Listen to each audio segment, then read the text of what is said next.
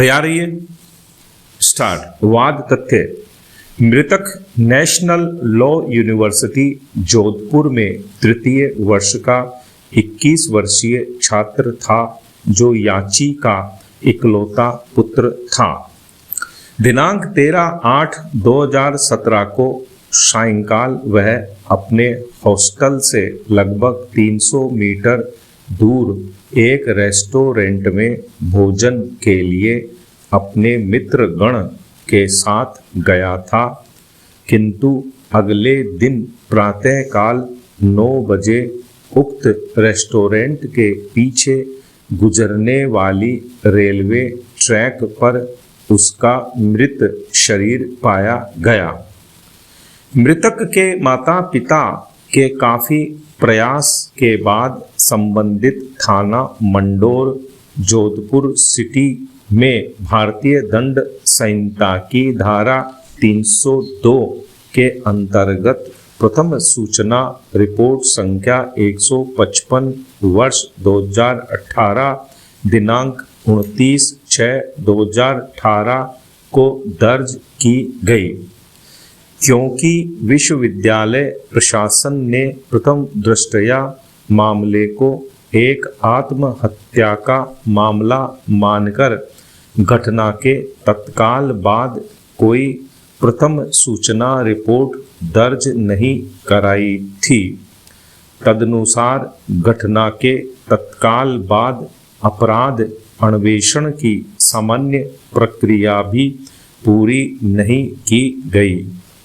मृतक के शरीर पर पाई गई चोट मानव वध की ओर संकेत कर रहे थे।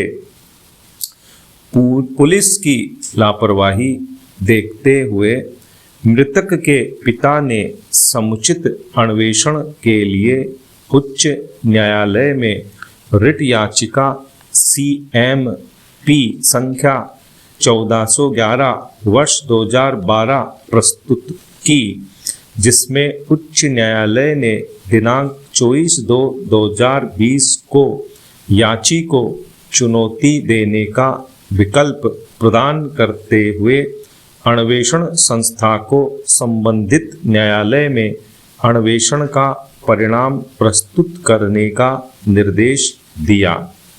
इस निर्देश के बाद भी पुलिस की निष्क्रियता से त्रस्त होकर याची ने यह रिट याचिका प्रस्तुत की, जिस पर सुनवाई करते हुए उच्चतम न्यायालय की इस पीठ ने दिनांक 8/7/2020 को निर्देश दिया कि अन्वेषण संस्था 2 महीने के भीतर अन्वेषण पूरा करके अंतिम रिपोर्ट इस न्यायालय में प्रस्तुत करे।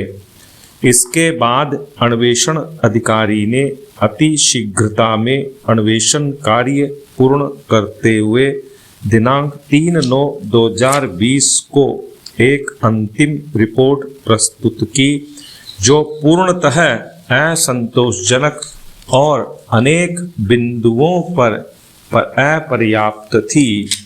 उपर्युक्त पृष्ठभूमि में पक्षों को सुनने के बाद पूर्ण पीठ ने निम्न निर्णय दिया। निर्णय 1। अपने आदेश दिनांक 8/7/2020 के अनुपालन में प्रस्तुत अंतिम रिपोर्ट दिनांक 3/9/2020 का हमने अवलोकन किया, जो यह स्वीकार करती है कि मृतक की मृत्यु एक आपराधिक मानव वध था, किंतु अपराधी कौन थे इसका कोई भी सूत्र नहीं है।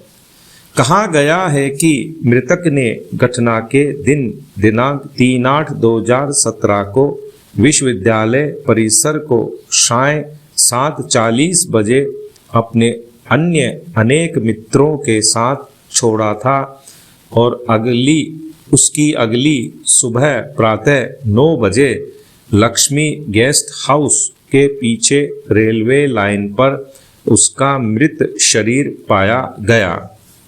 मृतक का शव रेलवे लाइन पर समकोण की स्थिति में मुड़ा हुआ था। उसके शरीर पर 9 गंभीर चोटें थीं जो प्रकृति में मृत्यु के पूर्व की थीं। घटना स्थल पर रक्त का कोई निशान नहीं था, किंतु उसके कपड़े पर खून लगा था और उसका केवल एक पैर का स्लीपर ही घटना स्थल पर पाया गया। प्रत्युत्तरदाता ने उच्च न्यायालय के समक्ष और इस न्यायालय के समक्ष भी प्रति शपथ पत्र के द्वारा कथन किया है कि मृत्यु प्रकृति में दुर्घटनात्मक है। यदि इसे अंतिम रिपोर्ट के साथ देखा जाए तो यह उसके विपरीत कथन करती है। कोई संदेह नहीं रह जाता कि मृतक पर आक्रमण रेलवे लाइन पर नहीं अपितु कहीं और किया गया था। चूंकि अंतिम रिपोर्ट प्रस्तुत की जा चुकी है, जिसे हम स्वीकार नहीं कर रहे हैं, मामले की तह में जाने की बजाय हम केवल उद्देश्यमूलक तथ्यों और प्रश्नों पर विचार करेंगे, जैसा कि याचिका में प्रार्थना की गई है।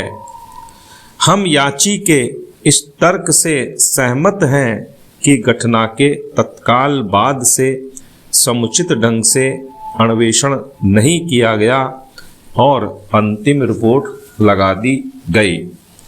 2. सामान्यतया जब कोई अन्वेषण पूरा हो जाता है तब दंड प्रक्रिया संहिता की धारा 173(2) के अंतर्गत पुलिस रिपोर्ट पेश की जाती है। विराम।